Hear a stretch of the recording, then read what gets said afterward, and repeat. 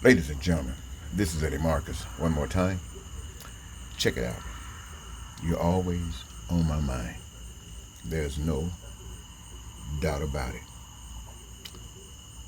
You can live or you can die.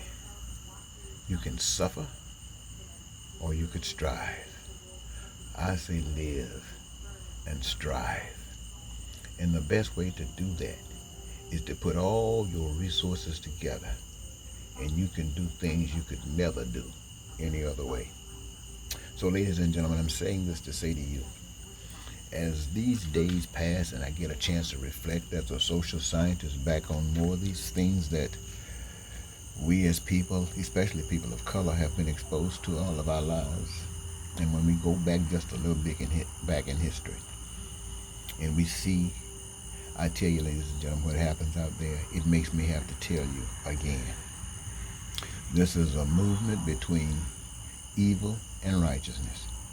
Evil and righteousness. And ladies and gentlemen, I know many of you who have benefited from evil think it's righteous. But I want to tell you that it's not. And when you see struggles and pain and suffering and protests in the streets and burning buildings and starting war, that's a sign that it is not okay. Let me tell you something, ladies and gentlemen, about the two that perhaps you don't quite understand. Righteousness means doing things proper, making sure that everyone got no complaint. That's making righteous, baby. You got to be righteous to do that. But evil is when it's not satisfaction. I don't like it. I don't like this righteous. I want more. And see, in order to have more, that means somebody got to have less. So what can you do with more? And what does less prevent you from doing? So when you can say you took an action that would allow a person, a group, a nation to do more than another person or group or nation who got less because you took it from them in a situation where they didn't choose to be less, you got problems. And ladies and gentlemen, that's what we've had here in this country. I don't know about the world, but in this country for quite some time has to do with black and white.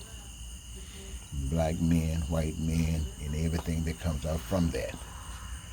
That's a crazy, crazy garbage can of trash. Reality is this, ladies and gentlemen.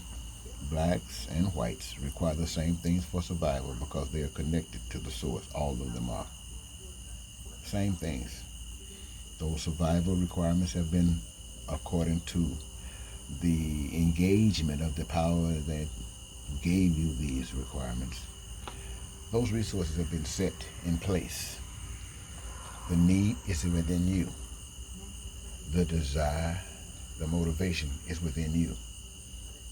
You must complete the action and you will be satisfied. That's righteous. And if you can't understand that, ladies and gentlemen, look at this.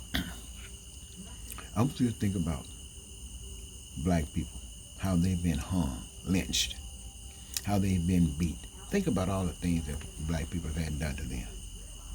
This is the 21st century. The last presidential election, we had a black man. A lot of white people kind of liked this black man. This black man was okay. He was smart, intelligent. He was not bold and daring, though. I guess you might say he was kind of practical. Practical. He was a mixture of black and white. And so white folks kind of liked him. But there were some white people that hated him and wanted to take everything down that he built up. Wasn't much. But it was hate that motivated it. And so the nation brought in hate to bring or to strike a balance with this black. And in the process, now the world sees hate. The world sees how hate operates. They see Donald Trump. He associates with all the hate mongers of the world. They've seen George Floyd murdered right before the world to see a black man again by white people and their power. Then Mr. Jacob Blake, assassinated, murdered, whatever you want to call it, in the back, in front of the world. Here again, white people and white power. And on the tickets running now for being the leader of the United States of America, you got these same people, white people, two white people. They stuck some black intelligent woman to the Democrats.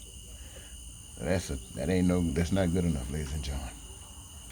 All I see is two hate mongers who allowed people looking like me to be lynched, to be murdered, to be separated, and went along with it. And out of all the years when they said they were going to do something about it, making promises, we still in the same boat, and we are in it now right to the worst when you got this Trump dude in here talking about, let's take them back to the beginning. In fact, let's just kill all the niggas. And you still got these two white people sitting before us. I tell you, ladies and gentlemen, I don't care about this black woman, Miss Harris. I mean, I love her, proud of her. But if she was running for president on the platform of the Democrat, then I'd have to be standing against her because it's not good enough. So I have to say to you, ladies and gentlemen, it's not just that you got two white representatives to be president of the United States. It's not just that. It's part of that. I'm not going to lie to you. I don't even want to think about my freedom, my life, dependent upon what come out of these two minds. I just see what come out of Trump. And my life is supposed to be scattered about, all screwed about. Your life's supposed to be all screwed about because of these thinking people like this. You know they've been thinking like this ever since this nation started. No, my friends, that ain't good enough for me. That ain't good enough for me. I have to go on something a grander stand. I go on righteousness. And with that righteousness, I know for a fact that every person is satisfied with righteousness except the greedy, low-down, evil devil. And they are known by being billionaires and multi-billionaires and millionaires and multi-millionaires. Sure, many of them benefited legally, but a legal lie is just as bad as an illegal lie. A lie is a lie. Injustice, legal injustice is just as bad as illegal injustice. But I don't expect Trump or Biden or the Republican Party or the Democratic Party to do anything for we who are black and people of color and poor people. I'm including white people now, poor whites. I know they taught you to hate us and fight us, but they don't give a damn about you either. So I'm by speaking on righteousness, it's not to cripple them. It's just to make sure that they're not above us nor beneath us. It is to make sure that our emphasis and trust and faith is in God, a power we can't see, but we allow it to live in us, than people like Trump, Putin, and those kind of nuts. So I'm telling you, ladies and gentlemen, I'm just saying it to you straight up. I'm just saying it to you straight up.